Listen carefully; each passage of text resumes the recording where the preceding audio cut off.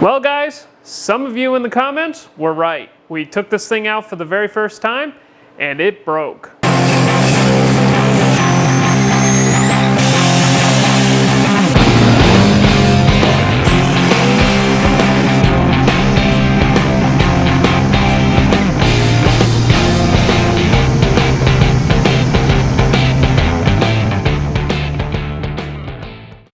Alright guys, today we are going to take the Datsun to the track for the very first time. I'm going to give you a brief overview of the setup for those who may be just tuning in. This is a 1974 Datsun 260Z that we have swapped a Vortec 4200 out of a Trailblazer into. It features twin turbos, some upgraded cams, some aftermarket connecting rods, a homemade intake manifold, homemade oil pan, homemade turbo manifold, and a whole lot of other custom goodies. In the previous video, you saw this thing make 867 horsepower on the dyno, so it's time to see what this Ameri-Barra will do at the track.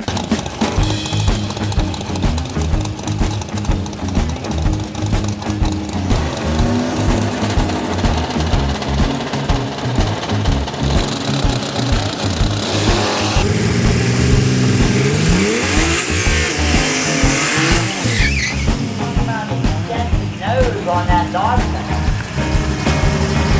Holy cow, that thing long.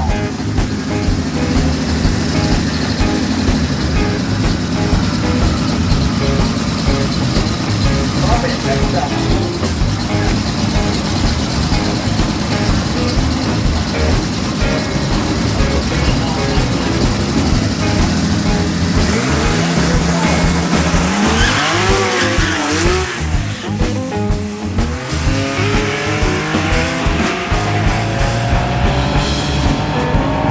First time out with the car, 1076, 145 miles an hour.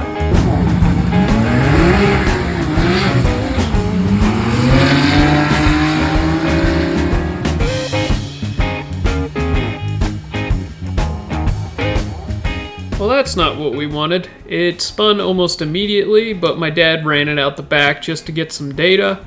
We had some theories as to why it spun, but as you could see, I didn't get great video of the launch because I was trying to get back to the camera in time. For the next pass, we tried to air the tires down a little bit. We thought maybe they were basketballing off of the track, which caused it to go into tire spin. 5 times a year. This track you always run into a headwind or a left or right crosswind. I've only been here 47 years. That's flying up down the track very often.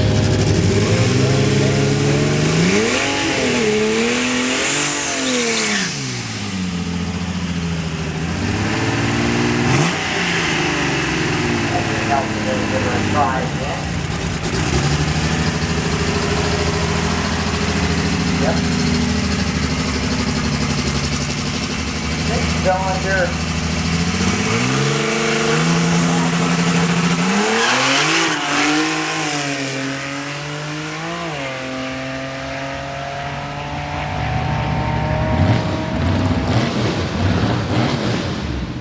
I think this thing longer, you'll be able to land an airplane on.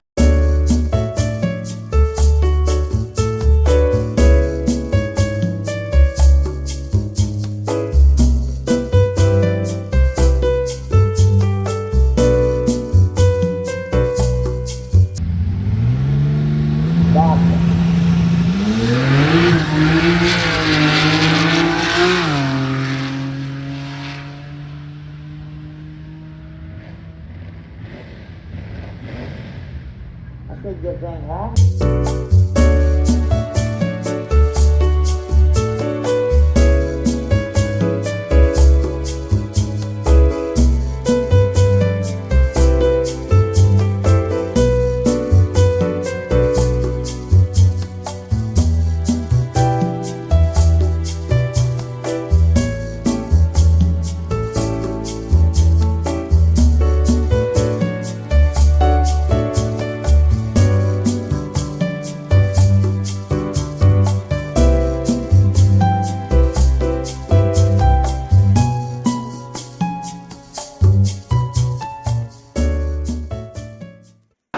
Alright guys, so we had a moderately successful day. Any day that is not at the office and you can go to the racetrack is automatically going to be a good day.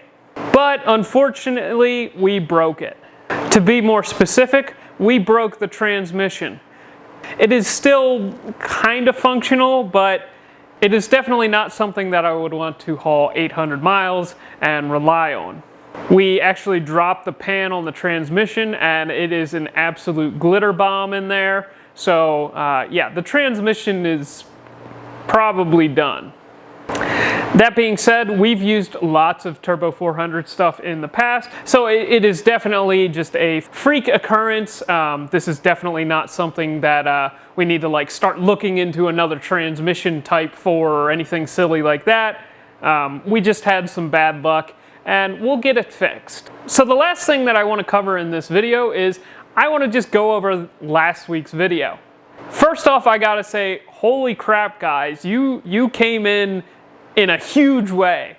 The video got more views, shares, likes, comments than any other video that we have ever produced. And for that, I want to say thank you. I think these engines have massive potential, and the only way that we're going to get aftermarket support for them is if we show that there is demand. With last week's video's performance, I think that we can definitely show that there is a demand. Now, that being said, there are a few comments that I want to respond to. There were a few common things that were brought up quite a few times by quite a few people that I just want to address. Now, if you guys didn't watch last week's video, we compared a 5.3 liter to a 4.2 liter on the dyno, and we found that the 4.2 liter at 19 pounds of boost made 100 more horsepower than a 5.3 liter at 19 pounds of boost. Both engines were not intercooled. Both engines were running E85. Both engines had methanol injection. And the 5.3 liter had quite a bit more camshaft as well. So a lot of people said, of course the 4.2 liter made more horsepower. It had 2 turbos instead of 1 turbo. Well, if you know anything about turbos, yes, twin turbos do provide an advantage. However, if the twin turbos are sized correctly and the single turbo is sized correctly, there is almost no horsepower gain from just putting twin turbos on something. In fact, I will link a video that was made by our good friend Richard Holdner where he proved this point.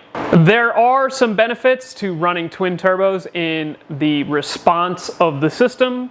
In other words, it will make boost faster and it will have less turbo lag than a big single. In the case of our comparison, neither of the engines were anywhere close to being in that too restricted area, so that's not why this engine made more horsepower. Another comment that we received was, this thing will never take off. You can't fit it into enough stuff. It's just too big. I have a video series for you.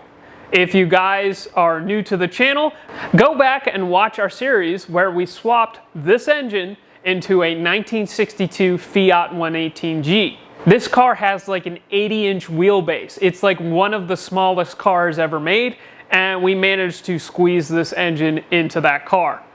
Believe me, you can make these engines fit into just about anything if you have enough motivation and fabricating skills. The last comment that I'm going to respond to is some people just said this engine is generally just garbage. To that, I can't really go there with you. GM made millions of these things. Go for a drive. You'll see 5 of them. Go to the junkyard. Ours has 20 of them in the junkyard. These things are extremely plentiful. And that means there's going to be a few people that purchase them who don't maintain them. Like with any engines, if you don't change the oil, bad things are going to happen. And since this is the very first engine that GM implemented VVT on, it's a little more prone to have failures when people don't change the oil. Now, I will give it to you, these engines in their original chassis are a nightmare to work on. So I can totally understand why people are frustrated with them, but it has nothing to do with the actual engine itself. Now, I've also heard that some engines had issues with valve seats coming loose.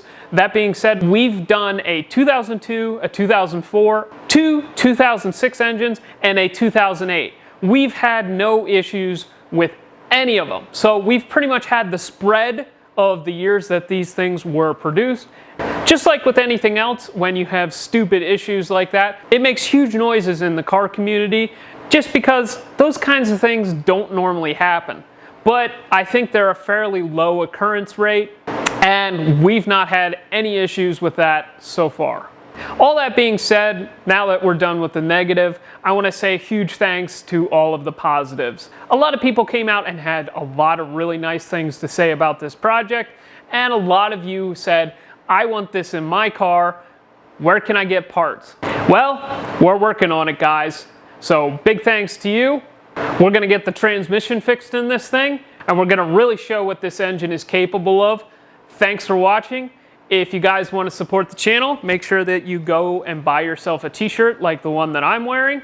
For everybody that's new, we sell t-shirts. It has the channel logo on the front with the Atlas engine on the back, and we also sell one other design. Links are in the description. Make sure that you like, comment, and subscribe. And another good way to support the channel is to become a channel member by hitting the join button down below.